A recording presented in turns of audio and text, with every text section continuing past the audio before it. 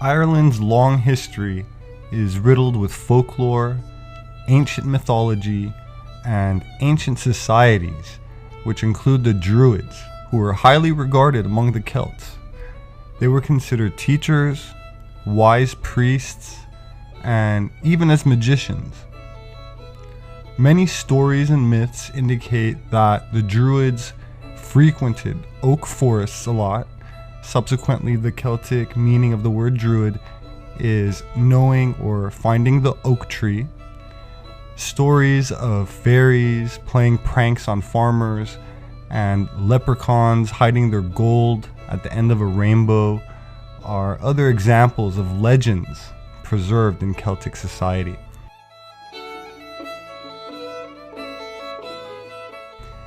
The Celts believed the year was divided into two parts, the lighter half in the summer and the darker half in the winter. Samhain, or Halloween, was the division between these halves. The Celts believed that the veil between our world and the other world was thinnest at this time. The day after October 31st, which is Halloween, is the Day of the Dead on November 1st, or All Saints' Day, when those who have passed away are remembered, and some Celts would wear costumes to confuse the spirits potentially roaming our world during the time of transition. They did not leave behind a written record, so knowledge of the Druids comes from classical writers of their time, such as the Greeks and Romans, and they were compared to the Aryan Brahmins of India, the Pythagoreans of Greece, and the Chaldean astronomers of Babylon. Julius Caesar wrote that they, and I quote, know much about the stars and celestial motions, and about the size of the earth and universe, and about the essential nature of things, and about the powers and authority of the immortal gods, and these things they teach to their pupils, end quote. That said, there is surprisingly very little that is known about the ancient origins of the Druids, at least as far as academia is concerned. Turning to legend, let us start with one concerning how Scotland got its name. Scotta, in Irish mythology, is the name given, in this version of the tale, to the daughter of an Egyptian pharaoh around the time of the Exodus, who married someone named Goidel Glass and became the founder of the Scots and Gaels after being exiled from Egypt. Now, Goidel Glass was the grandson of a Scythian prince, one of 72 chieftains who allegedly built the Tower of Babel. Are you still with me? Good. Goidel Glass is credited with the creation of Gaelic, which is the Proto-Irish language, and it's from one of the original 72 languages that allegedly arose from the time of the confusion of tongues, the part in the Bible where God gets upset and destroys the tower and disperses the people, confusing their languages. I admit, these are fantastic stories, but they seem to have been taken quite seriously by European royalty. The size of this stone is about 26 inches by 17 inches by 11 inches, and its weight is approximately 336 pounds. The top bears chisel marks, and there are rings at each end for easier transport. In appearance, insignificant, but to kings and queens, an irreplaceable artifact.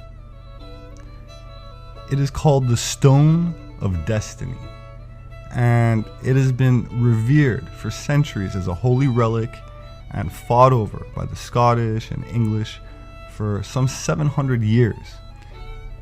The stone has been used successively by British and other monarchs as a very important part of their enthronement ceremonies.